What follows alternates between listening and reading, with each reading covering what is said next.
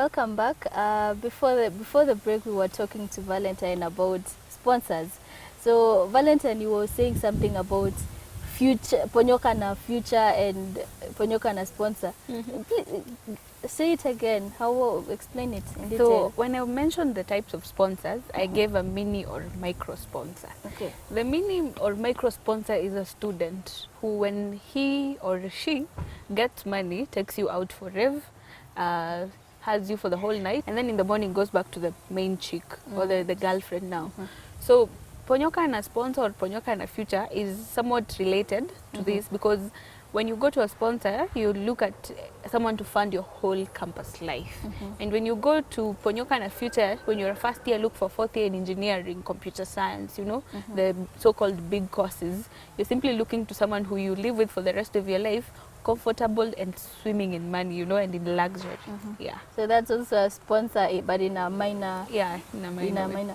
Okay, let's go to detail about the privileges that sponsors give and that they get in return. They get. Yes. So most of the privileges, as I said before, is you always have the most expensive in the market, you know.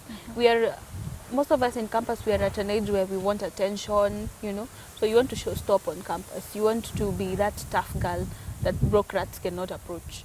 So you come, you get a sponsor, of course, for a good phone, for good clothes, to live. For example, in the campus I am, you're not given accommodation. So you want to live in the most posh estates. You want to live in Eldoret, maybe in West Indies. You want to live in Elgonview. You want to live in a house 15,000 shillings and above.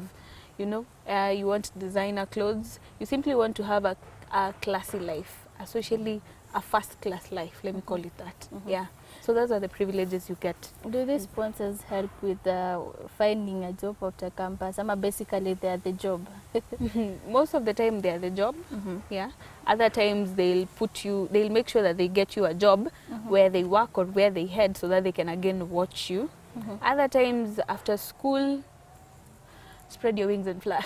It's just like that, and then they find someone else.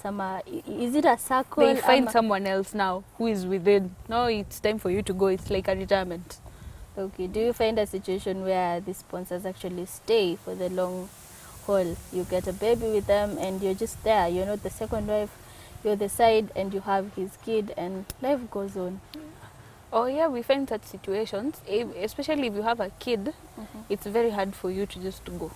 You know, you're done with campus, you have the kid, you've raised them, maybe your parents are not even aware. It's very hard for you to go. Actually, most of them will want to get it official, especially maybe if you have someone who is a chauvinist, and maybe the first wife or the main wife or the legal wife has gotten, let's say, only daughters, maybe 4 daughters, and you know, you're a clandestine, but you have gotten a son, you know, they'll want to be very possessive. Okay. Yeah. So is there a situation where, you know, after this becomes, let's say, the lady gets into it for, somehow it becomes a relationship, then all of a sudden she becomes the second wife. See, want the guy go back to find someone else who will be the side chick? He will, you know, habit is second nature. So he'll bring in the second wife, yes. It will bring conflict in the family again. And again, when conflict comes, you become as nagging as the first wife. So he goes back to look for someone to calm him down. And again, the circle continues. Goes on and on.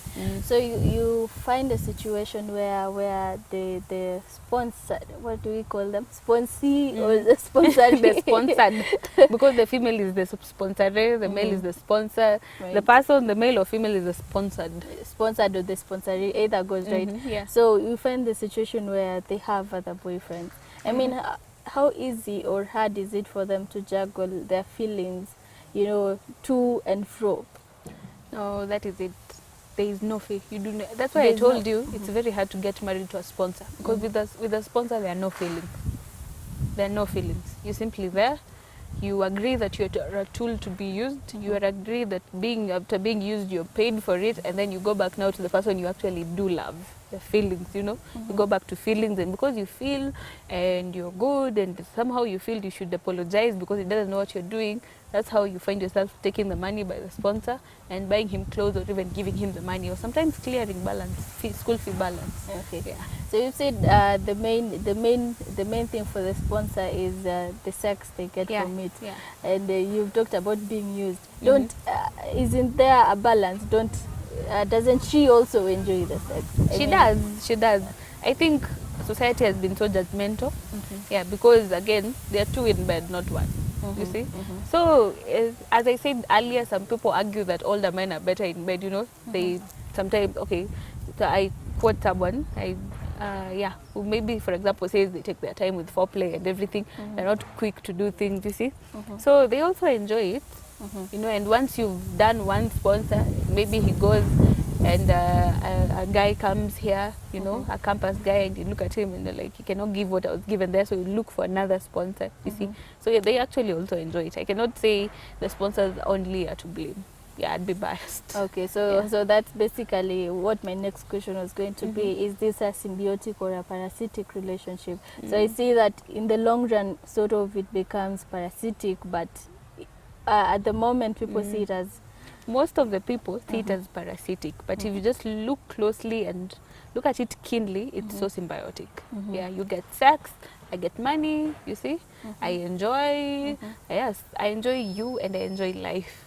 What is it with married men? Why do women have such an affinity for, not even women, of course, all genders have an affinity for something that is taken?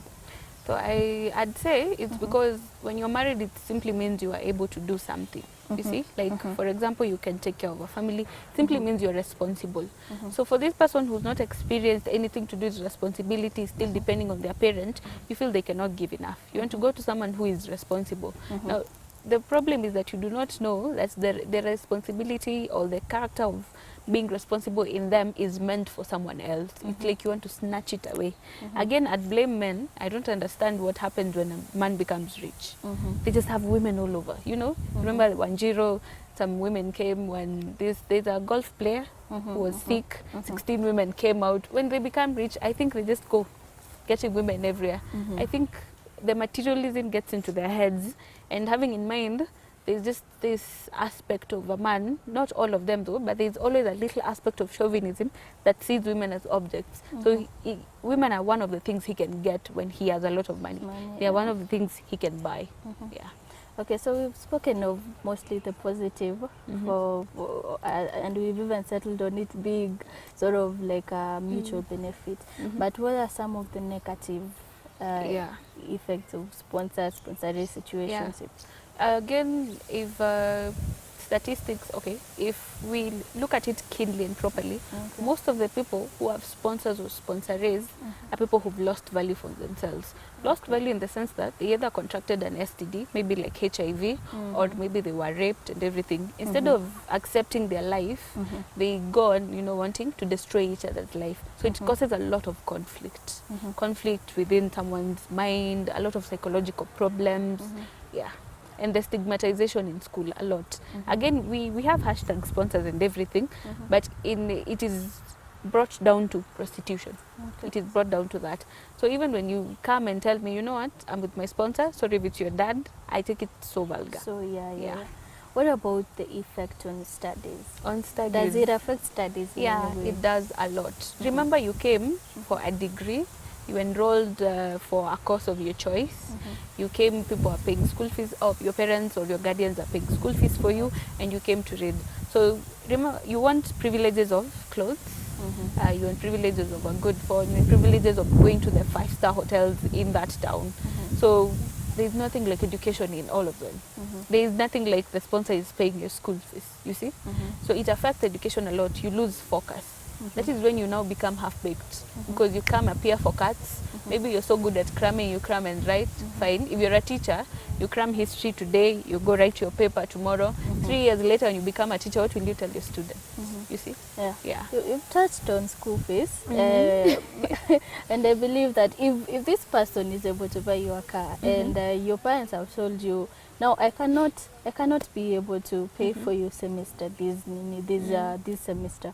What happens? What if you tell your sponsor and he pays for you? Does that happen? It does. I wouldn't say it doesn't, but in very rare cases. Because once he pays for you school fees, you somewhat become a reliability. Or liability, Yeah, and you that's be- what because a liability, because he's there to enjoy himself. He's not there for responsibility or any obligation. He's there to enjoy himself. So the moment, remember, you're living in his house, driving his car.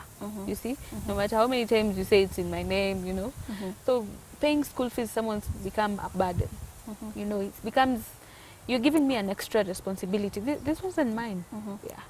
Let's talk about socialites a bit, socialites and sponsorship, because for socialites, I believe they also have sponsors, but in a smart manner, such that everything that the sponsor buys is in their name. We have those kind of people who've gotten into sponsorship for business purposes, and if I tell you to pay my fees, you will pay my fees, right?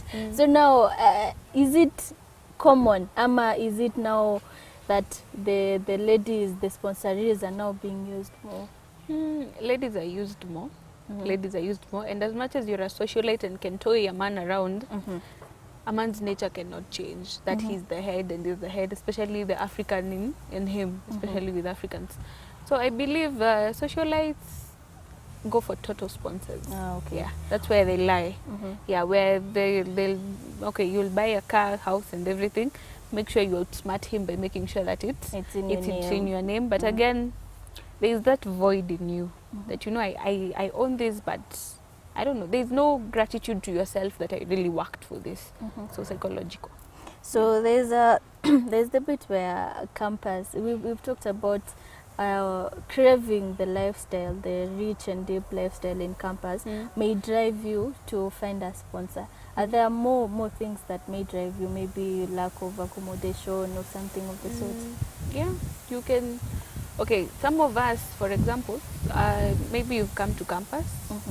If we look at the kind of houses we have, for example, in certain parts of a town, they're not really the best. They're developing because maybe a campus was now set up there. So you come from a family where you were raised with a lot of money, a lot of luxury. All of a sudden, they give you this funny 400,000 shillings house. Yeah, it has a toilet inside and the bathroom not tiled, you know, it doesn't have a ceiling, you know. And your parents are trying to save for your school fees or for other things by not taking you to a more expensive house and not taking you to a house that is far, so that you can be paying transport every day, fare every day. So you want someone who can actually cater for that without disturbing your parents, you see. Yeah. So you get a sponsor. Okay. And also I believe that in school there are some restrictions, maybe time to get in, that is maybe in Maine, not in satellite. Time to get in, time to get out, who visits. So these people get apartments for convenience, exactly, like romantic convenience. Exactly. Actually, it raises eyebrows when you bring a sponsor to a hostel, you know. It does. And you know, when you, okay, we call it kuchapa exile. Kuchapa mtu exile with an older man, it will raise eyebrows, it will make news. So when you're in your own apartment, no one actually cares, unless again in the flats or in the, what will I say? In those, the owner of the house has restrictions. Yeah. Okay, so do we find a situation where someone is with a sponsor for all this time and then all of a sudden they realize, okay, I've had enough, I have my regrets, this guy is not mine at the end of the day, he visits when he wants to visit, and yes, I have all this money and car, but I don't feel happy. Do you find any regrets in this kind of situation? A lot. Remember, I said these are people who had lost value for themselves. So these people regret a lot, and it can work for the positive or the negative. You can regret and want to just continue and say, I did it anyway, you see? And the others will regret and say, you know what, I know I did it. I know it was a stage in my life that I would never like to recap or tell anyone about it. But again, I'm alive, you see? There's a reason. So you start planning your life all over again and going back to that good character that you had before. Yeah. So parents are aware that this happens. They don't know. Parents are aware. But again, I would put it this way: when you're a parent, you're like you're like someone who makes something. It's when, like, for example, you come up, you see this wood, you use this to make a boat. Then you let out the boat to the ocean. You see, you leave it there. When the waves and the tidings come and they make it fall, it was not your fault. You did your best. So I think the best the parents can do is nurture in the best way they believe, and then believe, just have faith. Because, for example, my mom is in Nyeri, I'm in Eldoret. Yeah. If she's worried, she'll die of depression. And I'm actually doing nothing. Now, simply because sponsors are trending, it does not mean everyone will go for them. It simply depends on how you nurture them. Okay. Yeah. And to you, are you for it or are you against it, and on what grounds? I'm against it on moral grounds. Okay. Yes, I believe it is very immoral. It's okay to date someone who's older. It's okay to love them. There is no defined age for who should get married to who, or when to love or who to love. There is no defined age.